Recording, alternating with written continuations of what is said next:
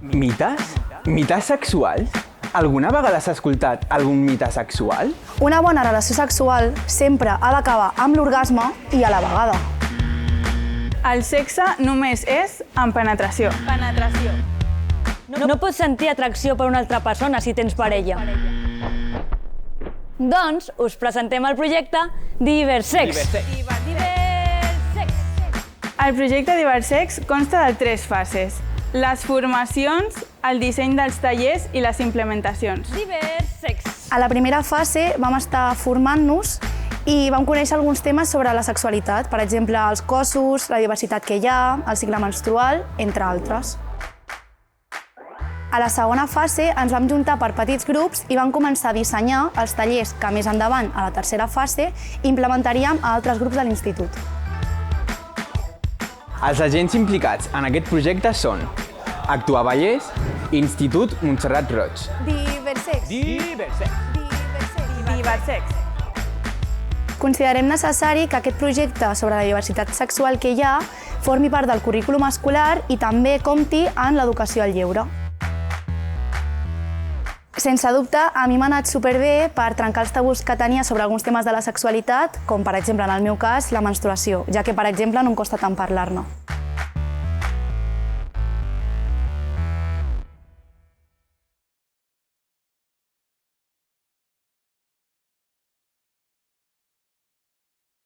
Pensem que tothom hauria de poder tenir accés a una educació sexual de qualitat.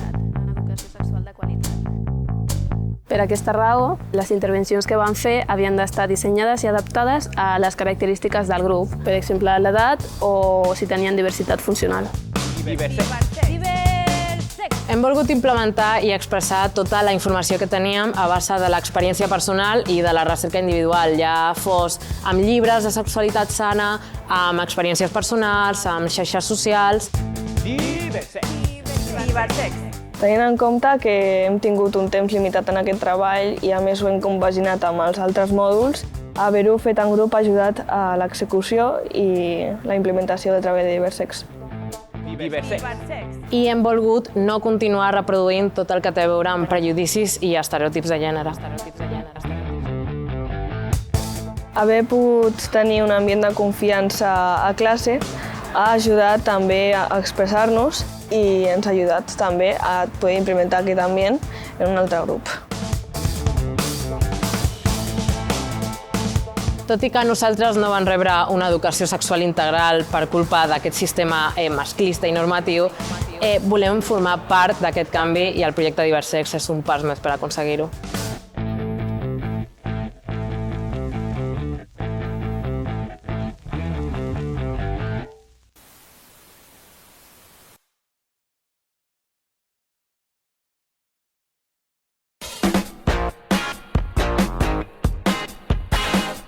El taller que es va realitzar a segona d'integració social va ser molt interessant. El taller per mi va ser exactament com el tenia previst. El taller de Diversex. Perquè jo aquest tema com que l'he tractat molt a casa i a classe va ser el mateix, més o menys. Tot el contrari, jo no l'havia tocat tant aquest tema, llavors me'n va sorprendre moltes coses. Va ser una sessió molt dinàmica, ja que vam fer diverses activitats, com per exemple el semàfor de green flag, red flag, de l'amor romàntic. Poques vegades ens han explicat sobre el mite de l'amor romàntic. Influeix molt en l'educació sexual. La normalització de l'amor romàntic pot provocar el fet de normalitzar certes conductes violentes entre parella. La comunicació és molt important a l'hora de tenir relacions sexuals perquè l'altra persona realment no sap si el que està fent t'agrada o no. Saber que l'altra persona li agrada o no, saber quan i com, és molt important. Abans, quan anava a l'ESO, les xerrades eren més formals i no s'explicava ben bé les coses com realment necessitaves que s'expliquessin, era tot com molt generalitzat. Jo crec que sí que és important que es parli d'aquest tema a les escoles perquè realment és un tema que toca la salut, el consentiment i tot això, i això realment a casa depèn de la família, no es toca. Es tindria que parlar aquests temes, xerrades, explicacions, però també com es fan les coses. Fer-ho més de tu a tu, trencar aquesta barrera que fa que no t'expressis còmodament i puguis parlar del que realment vols parlar i vols qüestionar. Saber ben bé què és cada cosa, com tant la pràctica com la teoria. Com a futura integradora social, la meva opinió és sincerament que és un tema bastant essencial en tractar els col·lectius que tractem, com per exemple adolescència, gent gran, diversitat funcional, ja que condicionarà la seva afectivosexualitat i relacions afectives que té amb altres persones. Encara que hem avançat una mica, no deixa de ser un tema tabú. Sí, no pot ser que es tracti com un tema tabú, perquè realment és un tema que s'ha de tractar sí o sí.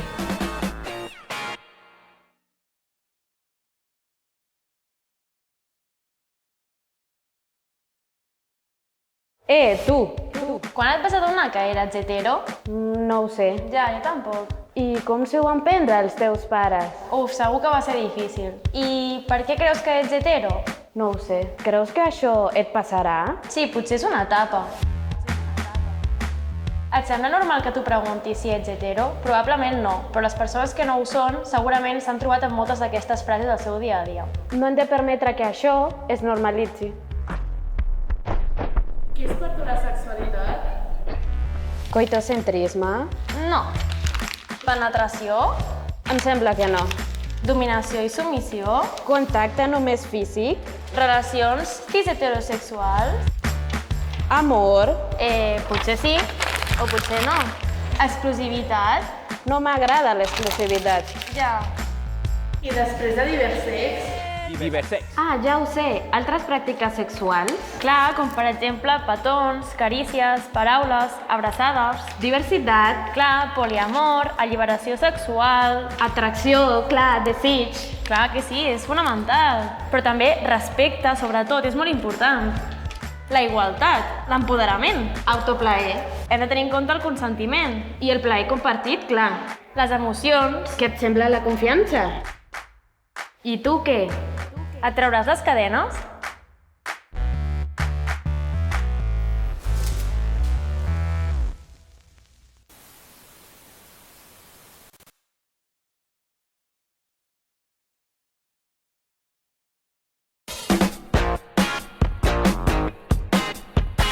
El que més ens va sorprendre com a grup va ser precisament les parts del cos, la pròstata femenina. Va ser tota una troballa, les seves terminacions nervioses, les seves funcions planeres, la funció d'eyaculació femenina, que tampoc la coneixien. En canvi, per exemple, a l'hora de fer la implementació amb els grups de l'ESO, ells sí que coneixien, per exemple, l'esquirт. Esquirт o eyaculació femenina.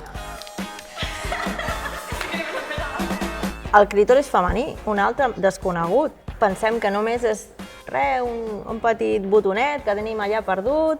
I no. Té moltíssimes connexions nervioses que aporten un plaer increïble a la dona. De la menstruació hem conegut la gran diversitat que hi ha de mètodes per recollir el sagnat, que no només hi ha les compresses i els tampons, que són, a part de més contaminants, també són més cars, però també hi ha altres mètodes que són reutilitzables i més bons per la salut. Les calces menstruals, la compressa de tela, la copa menstrual i l'esponja marina. Aquesta oportunitat ens va fer valorar molt això, el saber conèixer aquesta informació, poder transmetre-la d'una manera senzilla. Aquesta naturalitat precisament és el que creiem que s'ha de fomentar, perquè al final és el nostre cos i hem de saber quines són les parts que ens ajuden a ser més feliços.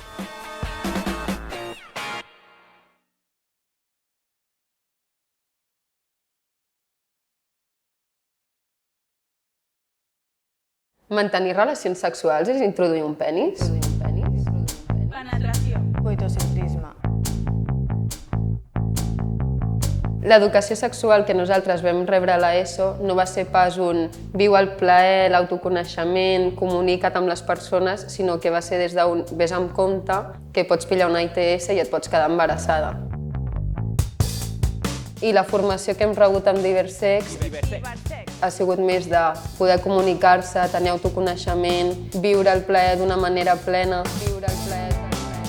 Nosaltres, després de rebre la formació de Diversex, vam haver d'implementar a tercer d'ESO diferents dinàmiques sobre els plaers i una cosa que ens va sorprendre molt era el rebuig i la vergonya que sentien cap a les joguines sexuals, que no eren ni capaços de tocar-les amb les mans, i el gran tabú que sentien envers el sexe.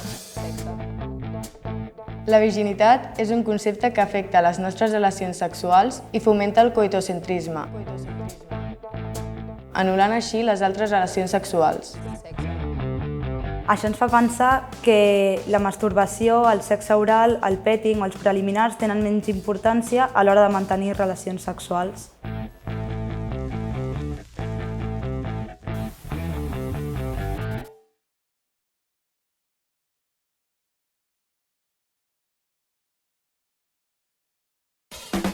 A la sessió de formació d'Amors, Afecte i Estima vam tractar 4 punts principals. Amor romàntic. Els mites al voltant d'aquest. Violències de gènere. Mites al voltant de les violències sexuals. Pel que fa a les implementacions, ens vam trobar amb una classe de l'ESO que ens va sorprendre ja que sabia bastant del tema, com per exemple sobre els mites i les violències que comporta. La dinàmica inicial d'aquesta formació consistia en trobar els elements de l'amor romàntic en diferents relacions, amb família, amb amistat i amb la parella. A l'hora de la formació crec que va ser molt interessant veure com n'hi havia alumnes que ja coneixien l'iceberg de les violències, però n'hi ha d'altres que van flipar realment i no coneixien l'existència d'aquest. Un dels mites que va xocar més a la nostra classe va ser el mite del dolor, referent a l'amor romàntic, que significa que l'amor és igual a patiment, sacrifici i resignació. La dinàmica que més els va agradar va ser una que vam fer de role-playing, on vam fer 2 fileres mirant-se entre ells i els vam repartir uns paperets.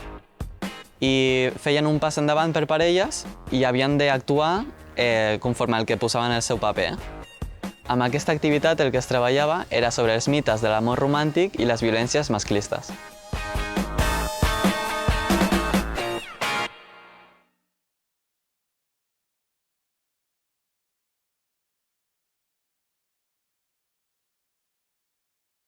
I tu? On has après sobre sexualitat? Des de petits se'ns explica la part perillosa del sexe, però no la divertida ni la positiva. Això no és culpa de ningú, és que ningú ha rebut una bona educació sexual.